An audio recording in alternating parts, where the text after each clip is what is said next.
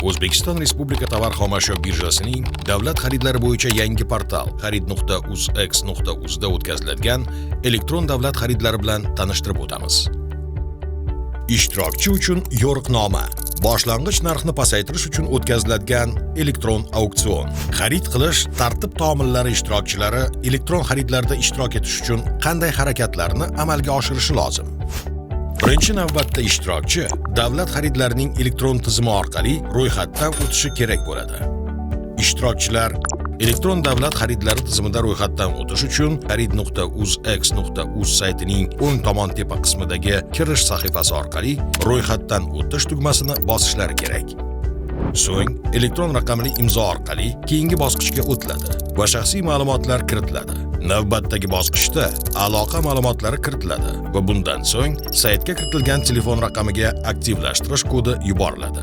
Bu kodni kiritish uchun kodni olish tugmasi bosiladi.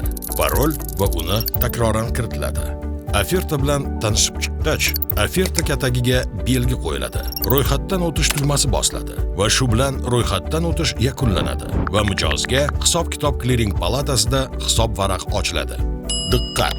Davlat xaridlari elektron tizimida hech qanday qog'oz shaklidagi hujjatlar talab etilmaydi. Ro'yxatdan o'tish bepul tarzda amalga oshiriladi va muddatsiz hisoblanadi.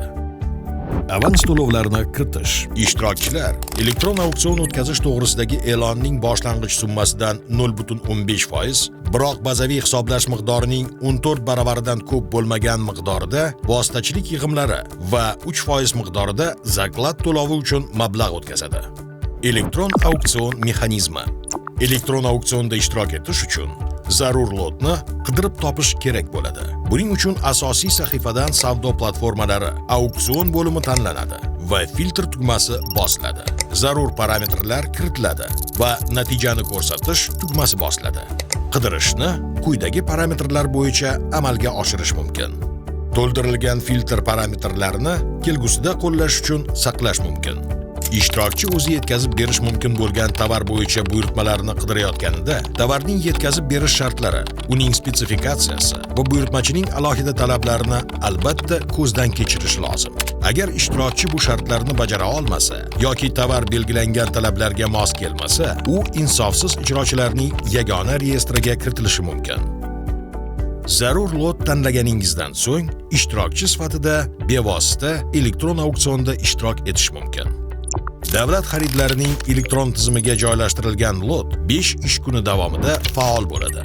Shu vaqt mobaynida ishtirokchilar boshlang'ich narxni bosqichma-bosqich pasaytirib borish tizimida narx taklif qiladilar. Savdoda lotning boshlang'ich narxi 2% miqdoridan tushirib boriladi.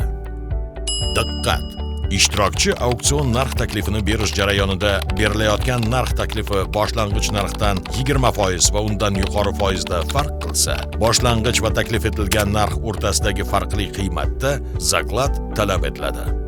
Qo'shimcha zaklad bo'lmagan taqdirda bu taklif avtomatik tarzda elektron tizim tomonidan rad etiladi.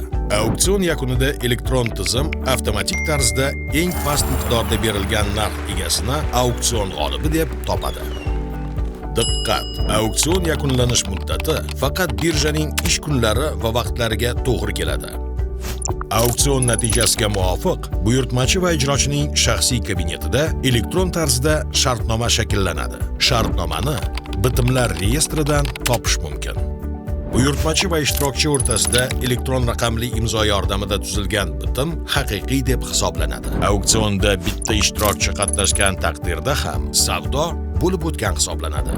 Agar auksionda umuman hech kim ishtirok etmasa, auksion o'tkazilmagan deb hisoblanadi. Bunday hollarda buyurtmachi 3 kun ichida auksionni 3 ish kuniga uzaytiradi. Davlat xaridi uchun to'lov o'tkazish mexanizmi. Byudjet buyurtmachilari bo'yicha Moliya vazirligi g'aznachiligi shartnomalar tuzilganligi to'g'risidagi axborotni qabul qilgandan so'ng, bir ish kuni mobaynida avtomatik tartibda davlat moliyasini boshqarish axborot tizimida ro'yxatdan o'tkazadi. yoki hisobga oladi. Shuningdek, shartnoma summasini hisob-kitob kliring palatasiga o'tkazib beradi. Birja ijrochiga shaxsiy kabinet orqali 100% to'lov qabul qilinganligi to'g'risida xabar yuboradi. Ijrochi shartnomada belgilangan muddat ichida va uning boshqa shartlariga muvofiq tovarni yetkazib beradi. Tovar qabul qilingach, buyurtmachi 3 ish kun ichida byudjet tashkilotlari buxgalteriya hisobi va hisobotining avtomatlashtirilgan tizimining dasturiy kompleksi orqali tovarni to'liq hajmda qabul qilinganligi to'g'risida xabar jo'natadi. Shartnoma bo'yicha mablag' hisob-kitob kliring palatasi orqali tovar buyurtmachiga to'liq yetkazib berilgandan so'ng ijrochiga o'tkaziladi. Tovar to'liq yetkazib berilgandan so'ng zaklad summasi hisob-kitob kliring palatasi tomonidan avtomat ravishda yetkazib beruvchiga qaytariladi. Korporativ buyurtmachilar uchun to'lov o'tkazish mexanizmi. Shartnoma tuzilgandan so'ng korporativ buyurtmachilar 10 ish kuni ichida pul mablag'larini birjaning hisob raqamiga o'tkazadi. Birja ijrochiga shaxsiy kabinet orqali 100% to'lov qabul qilinganligi to'g'risida xabar yuboradi. Ijrochi shartnomada belgilangan muddat ichida va uning boshqa shartlariga muvofiq tovarni yetkazib beradi. Tovar qabul qilingandan so'ng buyurtmachi 3 ish kun ichida tovarni to'liq hajmda qabul qilganligi haqida xabar jo'natadi. Shartnoma bo'yicha mablag' hisob-kitob kliring palatasi orqali ijrochiga o'tkaziladi. Elektron xaridlar bo'yicha tuzilgan barcha bitimlar auksion bitimlar bo'limida joylashtiriladi. Shartnoma shartlarining bajarilishi.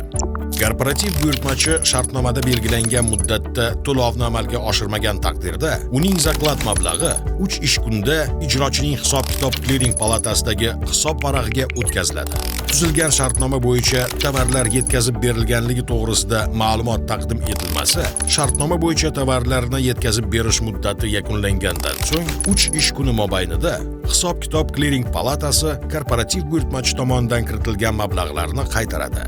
3% zaklad mablag'lari bundan mustasno. Byudjet buyurtmachilarining shartnoma bo'yicha pul mablag'lariga sud yoki davlat xaridlari sohasidagi shikoyatlarni ko'rib chiqish bo'yicha komissiyasining tegishli qarori qabul qilinguniga yoki u bekor qilinguniga qadar band qo'yadi. Sud yoki davlat xaridlari sohasidagi shikoyatlarni ko'rib chiqish bo'yicha komissiyasining tegishli qaroriga muvofiq buyurtmachi yoki ijrochining zakladi banddan yechiladi yoki jarima sifatida zarar ko'rgan tomonga o'tkaziladi.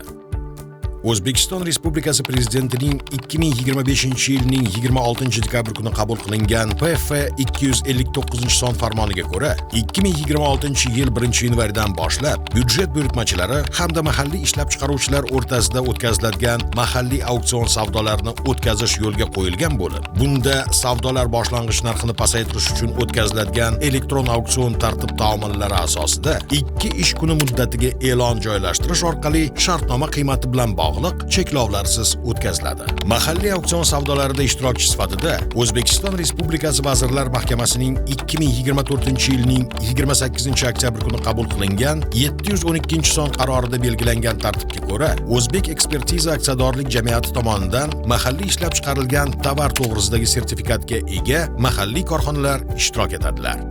UzX hamkorlikdagi yutuqlar poydevori. Batafsil ma'lumotlarni 71 kodi bilan 207 0033 telefon raqami orqali olishingiz mumkin.